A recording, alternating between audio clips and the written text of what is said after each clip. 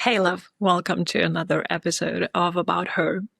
I want to talk about perfectionism today because that's something that's circulating so much in my world right now. What I want to talk with you about today is the way we have been taught to look at ourselves, especially as female, but generally, like the society we live in. We tend to have the need for perfectionism so hard. It's so ingrained in ourselves that we need to do things perfect, and that if they're not perfect, they're not valuable. You're not worthy of presenting something that isn't perfect. That's kind of like the upbringing that I have enjoyed in classical education. The constant search for mistakes, the constant like pointing out where you could be better, but not in an empowering way, more in a way of like, that's where you really sucked. That's where you really messed up. That's what you really can't do.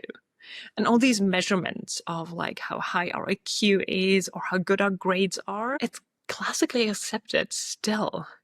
But what it does is it ingrains in ourselves, in our subconscious, the feeling of, if I don't do it right, I'm not worthy of receiving good grades, receiving a good payment for the work you do, receiving love, receiving affection.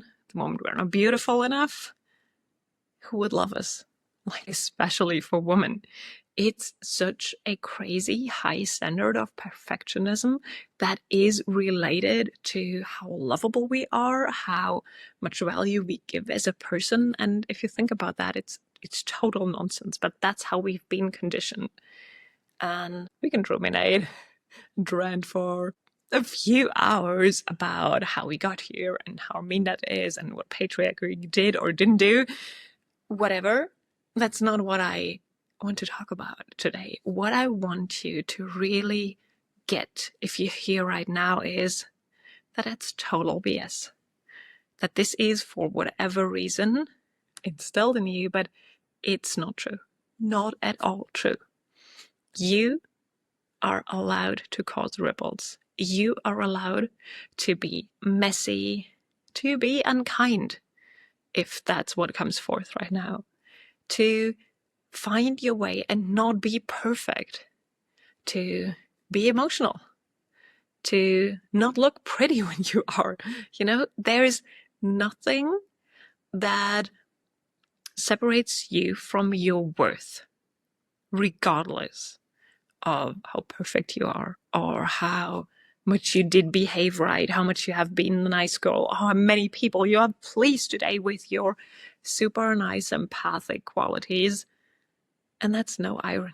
I am the same way, and I have been working so hard on deconditioning this, like, this can help you something before I even dared to think about, like, do I actually want to offer that? Am I actually capable energetically to offer that help that I just offered, that kind of just came out of my mouth?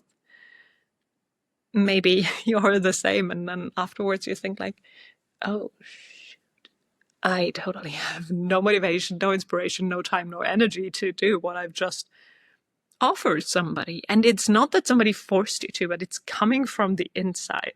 And that's like the nice girl syndrome, the people pleasing that we have been just so attuned and so conditioned to.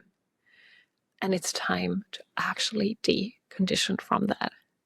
Today is New Moon in Leo, and I think it's a wonderful time to really think about your inner fire, what really lights you up, just you, not for the benefit of someone else, not to contribute to someone else's or the collective well-being, not to make someone happy or to check something off your to-do list that for whatever reason made it on there.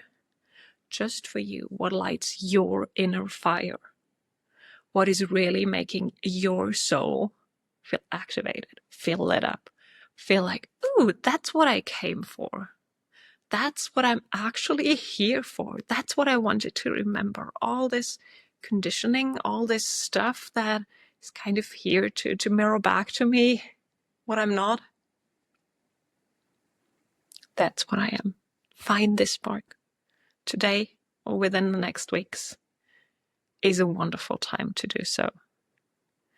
It's always a wonderful time to listen to yourself and step into your inner knowing, but especially with a new moon and especially with Leo, it's about finding that fire, finding that spark, coming back to your own life, your own passion, and kind of rising as Phoenix from the ashes to say, like, that's the new me. I've reinvented myself today. That's fine.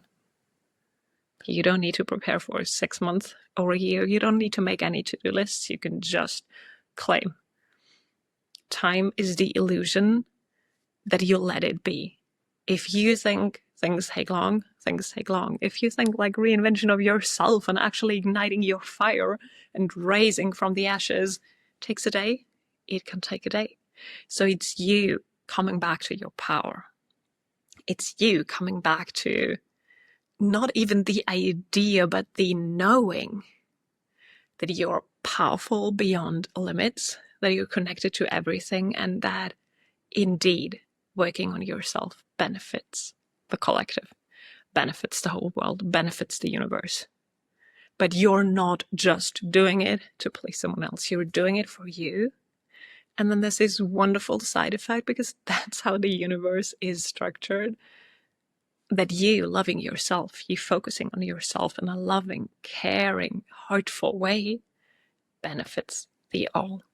You're one with all when you care for yourself, when you listen to your needs from a heart-centered place.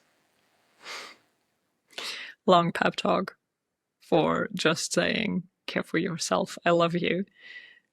But it's needed. And maybe the most important sentence is what I said in the beginning, is you're allowed to cause ripples. When I heard that the first time, I thought, like, I need to maybe tattoo it on my face so that I'm not forgetting, because disappointing someone or maybe making someone upset or shocked or just wondering about what am I actually doing here scared me so much that I just didn't. And if you've ever experienced the same thing, that's not a very healthy relationship with yourself, and that's also not very healthy for your physical body. So the physical breakdown, the anxiety that arose from that, doing that on a continuous level, fills a few more podcast episodes. The message behind it is, it's not worth it. Do the things you do for you. Do your life for you. Live your life for yourself. That's what you actually came here for. And everyone you encounter along the way is sent from the above so that you can learn something, so that you can grow, so that you can see a reflection of your own soul in the universe's mirror. Everything is for your benefit and everything is working out. Another thing that you can really write somewhere where you really see it in big bold letters, things are working out always for you. What I want to do to anchor this beautiful, messy, fiery, new intentions, Leo energy of today in is a short embodied shift, short EFT tapping session in the style that suits me best. And I invite you to do that with me. If you're not driving, if you have a moment for yourself, come join me and anchor in that energy. Or pause and do it in the evening when you're alone, whatever. Love yourself enough to do that, and love yourself enough to actually commit to finding your fire. Okay, let's rub our hands together, create some warmth and activate the energy, and place them over your eyelids. Take a deep inhale, exhale to the temples. Inhale behind the ears, exhale gently down your neck. Inhale, hanging on your shoulders tightly with a little bit of pressure because there is some. And exhale in at the heart.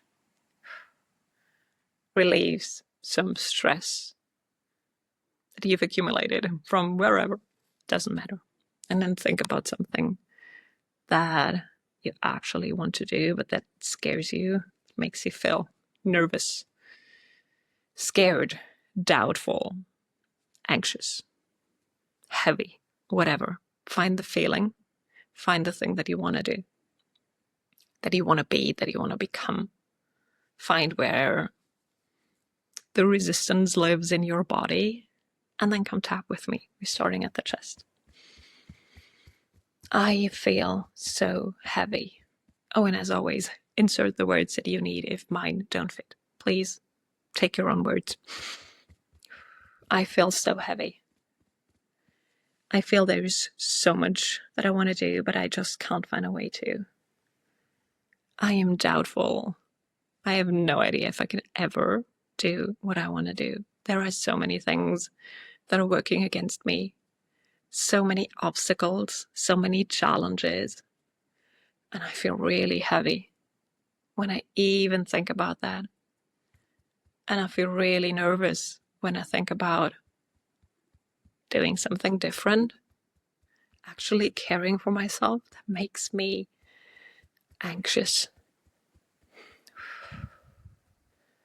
And still, even though I choose to love and accept myself, I choose to start caring for myself more.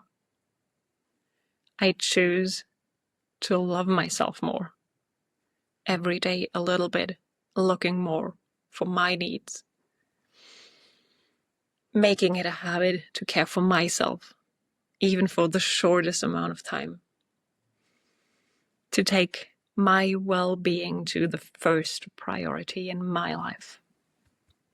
I choose to love and accept myself with all the struggles, all the doubt, all the anxiety, everything that makes me nervous. Sigh out in between, yawn, drop your shoulders, shake your hands out, whatever. You're doing great.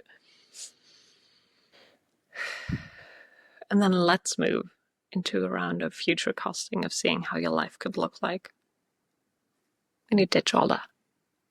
So, I wonder how my life could look like if I choose myself first.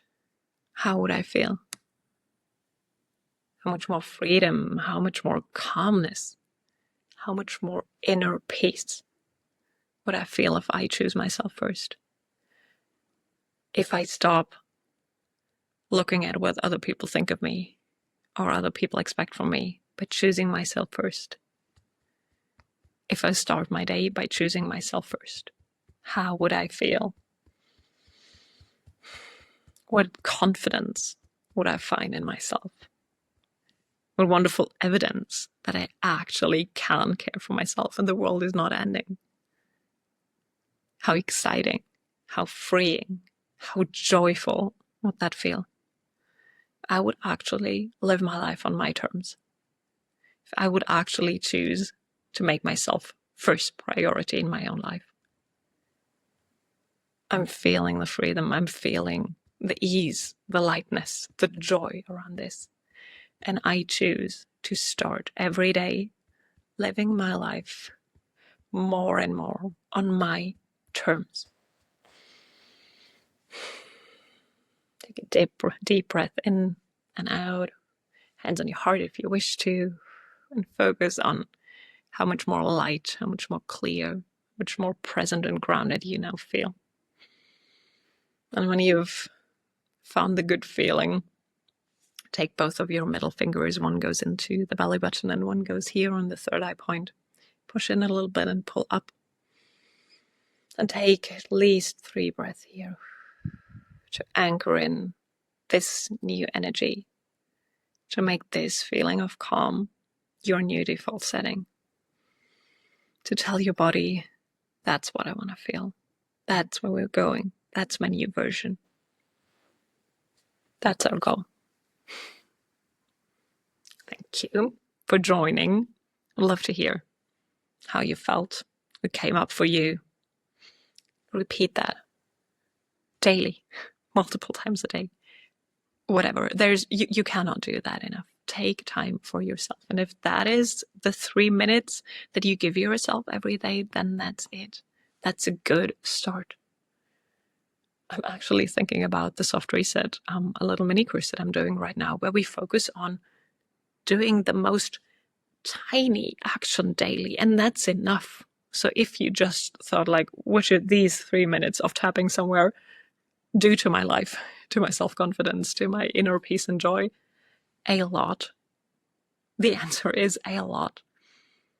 The many habits that we install here are so much more powerful than we could ever give them credit for, because they're changing our identity. They are not just changing our habit in the part where it's the most hard, which is the starting, but they're changing our identity. And if you commit to doing this exercise every day, just 3 minutes for you, it is beyond measure more powerful than if you commit to every 2 weeks, 1 hour of self-care.